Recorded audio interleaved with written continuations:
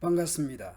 8장 6절에서 진실한 말을 하지 않고 자신의 악행을 뉘우치는 사람 하나 없고 모두 그릇된 길로 갔다. 마치 전쟁터로 달려가는 군마들처럼 떠나갔다 했습니다.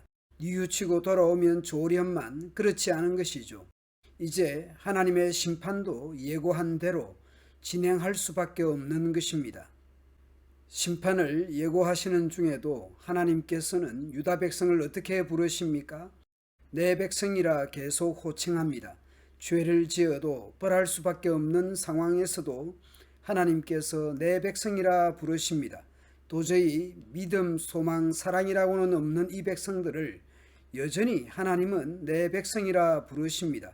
역시 하나님은 사랑의 하나님이십니다. 내가 내 백성을 금속 단련하듯 단련하며 시험하여 보겠다. 철의 불순물을 제거하는 방법은 불과 물로 그리고 담금질하는 방법이죠. 그와 같은 방법으로 유다를 실현하겠다는 것입니다. 내 백성이 악을 저질렀으니 죄 많은 이 가련한 백성을 내가 달리 어떤 방법으로 다룰 수 있겠느냐? 내 백성의 혀는 독이 묻은 화살이다. 입에서 나오는 말은 거짓말뿐이다. 입으로는 서로 평화를 이야기하지만 마음속에서는 서로 해칠 생각을 품고 있다. 이러한 자들은 내가 벌하지 않을 수가 있겠느냐? 만군의 주가 말씀하십니다. 하나님께서는 나 주의 말이라고 분명히 밝히십니다. 이러한 백성에게 내가 보복하지 않을 수 있겠느냐? 10절 이후는 선지자의 탄식으로 보입니다. 산들을 보고 울며 탄식하고 광야의 초원을 바라보고 슬픈 노래를 부릅니다. 왜 울며 탄식하며 애가를 부릅니까? 그처럼 무성하던 곳들이 모두 황무지가 되었고 지나다니는 사람이 하나도 없습니다. 가축대의 울음소리도 들려오지 않습니다. 공중의 새에서부터 들의 짐승에 이르기까지 다 다른 곳으로 도망하여 사라졌습니다. 완전히 망해버린 예루살렘이기에 사람도 가축도 짐승도 사라진 폐허가 되어버렸기에 선지자는 탄식하며 애가를 부릅니다. 내가 예루살렘을 돌무더기로 만들어서 여우들이 우글거리는 소굴이 되게 하고 유다의 성읍들을 황무지로 바꾸어 놓아 아무도 살 수 없도록 하겠다고 하나님께서 심판을 예고하신 대로 되어버린 것입니다. 따라서 심판의 자리를 보고 선지자는 탄식하며 슬픈 노래를 부릅니다.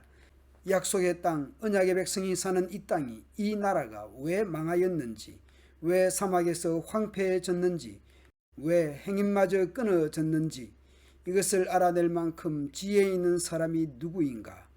이 까닭을 말할 수 있도록 주님의 입에서 직접 말씀을 받은 사람이 누구인가? 하나님의 선지자가 없다는 뜻입니다. 주께서 대답하셨다. 나는 이 백성에게 나의 율법을 주면서 지키라고 하였다. 모세오경에서 얼마나 강조해 왔던 것입니까? 실패할 때도 하나님께서 돌아오라는 메시지를 얼마나 많이 전했습니까? 그러나 그들이 그것을 버리고 나의 말을 순종하지 않고 실천하지 않았다. 하나님의 언약을 버리고 불순종한 그들입니다. 하나님의 백성들이 어떤 식으로 불순종했습니까? 그들은 오히려 자기들의 고집대로 살고 조상이 성이라고 가르쳐준 바알 신들을 따라다녔다. 그러므로 나 만군의 주 이스라엘의 하나님이 말한다. 내가 이 백성에게 쓴 쑥을 먹이며 독을 탄 물을 마시게 하겠다. 곧 심판하겠다는 것이죠. 또 내가 그들도 모르고 그들의 조상도 알지 못하던 이방 민족 가운데 그들을 흩어놓고 내가 그들을 전멸시킬 때까지 칼이 그들을 뒤쫓게 하겠다. 전쟁에 쫓기고 또 포로로 끌려가는 것이죠. 성도의 견인이라는 말이 있습니다.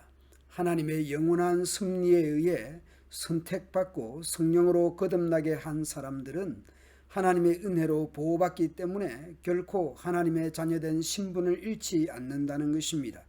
양자됨의 자격을 잃지 않고 의인의 신분을 빼앗기지 않으며 영혼이 멸망되는 일은 없다는 것입니다. 이러한 성도의 견인은 아무렇게나 사는 사람을 격려하기 위한 것이 아닙니다. 방종을 조장하는 교리도 아닙니다. 말씀대로 믿음대로 살아가는 성도들을 격려하기 위한 교리라고 볼 수 있습니다.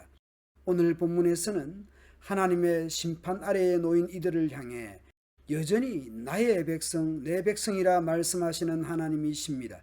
죄를 지어도 괜찮다는 것이 아니죠. 불순종하는 그들을 징계하고 심판하지만 하나님도 아파하는 하나님의 마음이 드러나는 것 같습니다. 오늘 우리는 어떻습니까? 말씀에 순종함으로 하나님을 기쁘시게 하고 하나님의 마음을 시원케 해드리는 삶의 자리들이 되도록 합시다. 감사합니다.